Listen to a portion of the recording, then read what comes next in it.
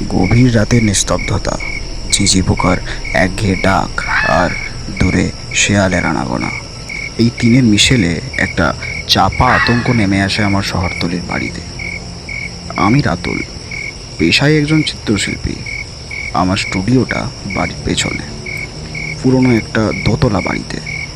অনেকেই বলেন বাড়িটা নাকি অভিশপ্ত, কিন্তু আমি এসব কুসংস্কারে বিশ্বাস করি না।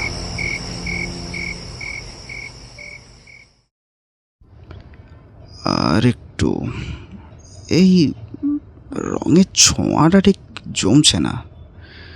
আলোটা, এটা কিসের গন্ধ?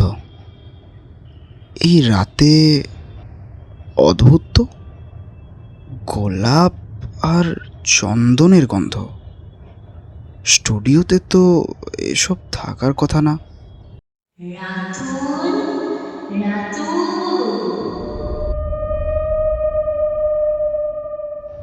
কে কে ওখানে?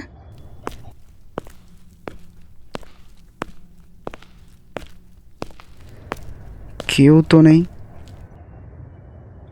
আমি কি তাহলে ভুল শুনলাম?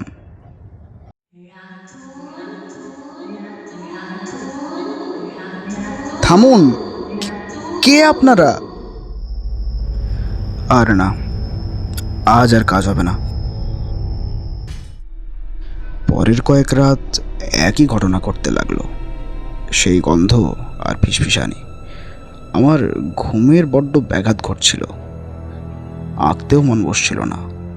তবে একদিন সকালে স্টুডিওর পুরনো জিনিসপত্র ঘাঁটতে গিয়ে একটা ময়লা ছেঁড়া ডায়েরি খুঁজে পেলাম। মালতী দেবী, 70 বছর আগের লেখা। ডায়েরির পাতাগুলো হলুদ হয়ে গেছে, অক্ষরগুলো প্রায় মুছে গেছে। অনেক কষ্টে কিছু অংশ পড়া গেল। এটা ছিল প্রায় 70 বছর আগের এক নারীর ডায়েরি। নাম মালতী দেবী। মালতী দেবী ছিলেন এই বাড়িরই পূর্বতন বাসিন্দা। ডায়েরির পাতা থেকে জানতে পারলাম তিনি ছিলেন এক অসাধারণ সুন্দরী নারী, কিন্তু তার স্বামী তাকে ভালোবাসতেন না। স্বামী ছিলেন একজন বিত্তশালী ব্যবসায়ী, কিন্তু অত্যন্ত নিষ্ঠুর। মালতী দেবীর স্বপ্ন ছিল একজন নৃত্যশিল্পী হওয়ার, কিন্তু তার স্বামী তাকে কখনোই সমর্থন করেনি।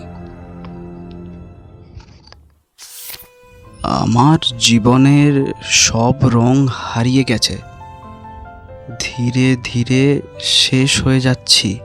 ডায়েরির শেষ কয়েকটি পাতায় মালতী দেবীর অসহায়ত্ব আর হতাশার কথা লেখা। আমার সমস্ত স্বপ্ন এই বাড়ির দেয়ালে মিশে থাকবে। কেউ যদি আমার স্বপ্নগুলোকে আবার বাঁচিয়ে তোলে, তবে আমি তার সাথে থাকব চিরকাল।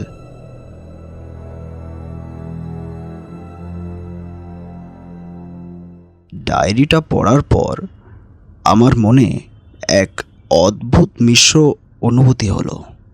দুঃখ, ভয় আর কিছুটা কৌতূহল। মনে হলো মালতী দেবীর অতৃপ্ত আত্মা হয়তো এই বাড়িতেই রয়ে গেছে। আমি নিজের অজান্তেই তার স্বপ্নকে স্পর্শ করেছি, কারণ আমার শিল্পই তো রং আর স্বপ্নের খেলা। দাদু এই বাড়িটা মালতী দেবীর স্বামীর কাছ থেকে কিনেছিলেন মালতী দেবীর নিখোঁজ হওয়ার পরেই, কিন্তু কখনো তার কথা বলতেন না। তারপরেই মনে পড়ল একটা অদ্ভুত তথ্য। আমার দাদু নাকি এই বাড়িটা কিনেছিলেন মালতী দেবীর স্বামীর কাছ থেকে। ঠিক মালতী দেবীর নিখোঁজ হওয়ার কিছুদিন পরেই। দাদু কখনোই মালতী দেবীর সম্পর্কে কথা বলতেন না। একটা চাপা রহস্য সবসময়ই ছিল। রাতুল, মালতী দেবী, আপনি কি এখানে আছেন? রাতুল। তুমিই আমার স্বপ্ন।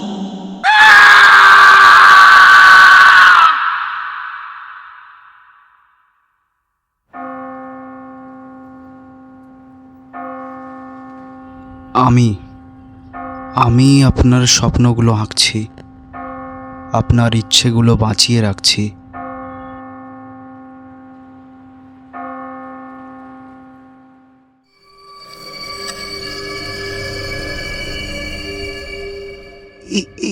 এত আলো, এটা কোত্থেকে আসছে?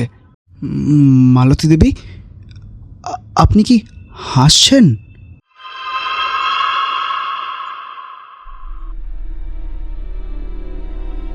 সেই রাত থেকে আমি আর ভয় পাই না, বরং মালতী দেবী আমার সাথে থাকেন, যেন আমারই সৃষ্টির অংশ হয়ে আমার আঁকা ছবিগুলোতে এক নতুন প্রাণ আসে, এক অপার্থিব সৌন্দর্য। গ্যালারিতে আমার ছবিগুলোর কদর বাড়তে লাগলো।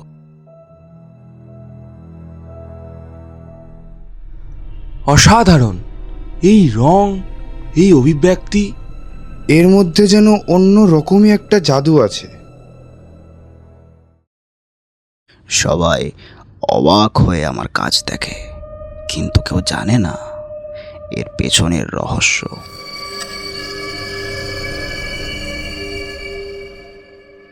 কিন্তু হঠাৎ আমার সাথে এমন কিছু একটা হলো, যেটা আমার পায়ের তলা থেকে মাটি সরিয়ে দিল। কি হঠাৎ এগুলো কি হচ্ছে? রঙগুলো, কিন্তু আসল আতঙ্কটা শুরু হলো অন্যভাবে। একদিন হঠাৎ আমার ক্যানভাসের রঙগুলো বদলে যেতে লাগলো। উজ্জ্বল রঙগুলো যেন গাঢ় রক্তিম রঙে পরিণত হচ্ছে।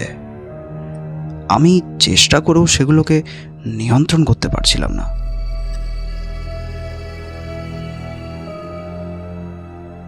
না, এটা আমি আঁকছি না। এ কি ধরনের ছবি? আমার ছবিতে আঁকা ফুলগুলো যেন মানুষের মুখ হয়ে যাচ্ছে, আর তাদের চোখ থেকে রক্ত ঝরছে।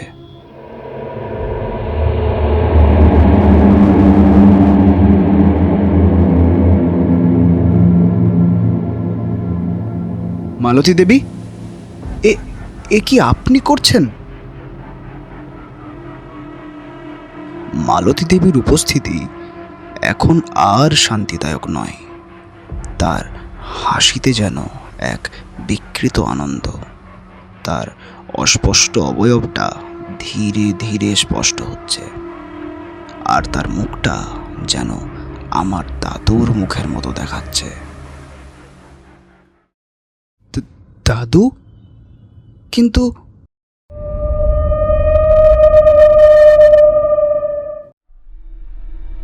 এক ঝলকে আমার মাথায় আসলো সেই ভয়ঙ্কর সত্যিটা, মালতী দেবীর ডায়েরির শেষ পাতাটা। আমার সমস্ত স্বপ্ন এই বাড়ির দেয়ালে মিশে থাকবে। কেউ যদি আমার স্বপ্নগুলোকে আবার বাঁচিয়ে তোলে, তবে আমি তার সাথে থাকব চিরকাল। কিন্তু তিনি লেখেননি তিনি ভালোর জন্য থাকবেন না মন্দের জন্য। আর আমার দাদু কেন মালতী দেবীর নিখোঁজ হওয়ার পর এই বাড়ি কিনলেন? তিনি কি মালতী দেবীর স্বামীর কাছ থেকে বাড়িটা নিয়েছিলেন, নাকি নিজে কিছু করেছিলেন? মালতী দেবী কি কেবল স্বপ্ন বাঁচানোর কথা বলেছিলেন, নাকি তার অপূর্ণ ইচ্ছার প্রতিশোধ নিতে চেয়েছিলেন? আর দাদুর চেহারার সাথে তার অবয়বের মিল।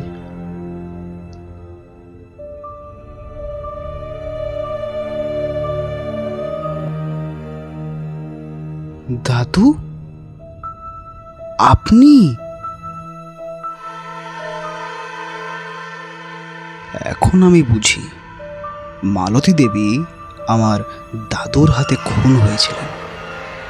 দাদু সেই নিষ্ঠুর স্বামী ছিলেন যিনি মালতী দেবীর স্বপ্ন কেড়ে নিয়েছিলেন। আর এখন মালতী দেবীর আত্মা আমার মাধ্যমে তার প্রতিশোধ নিচ্ছে।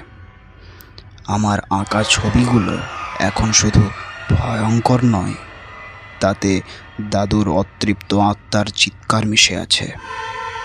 আমার স্টুডিও এখন এক ভুতুড়ে আস্তানা, যেখানে মালতী দেবী আর দাদুর অভিশপ্ত আত্মা একে অপরের সাথে লড়াই করছে। আর আমি রাতুল, সেই যুদ্ধের নীরব সাক্ষী, এক ভয়ঙ্কর মাধ্যম।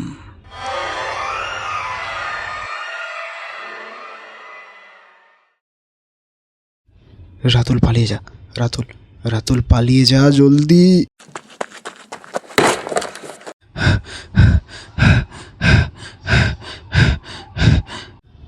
আমার কি মুক্তি আছে?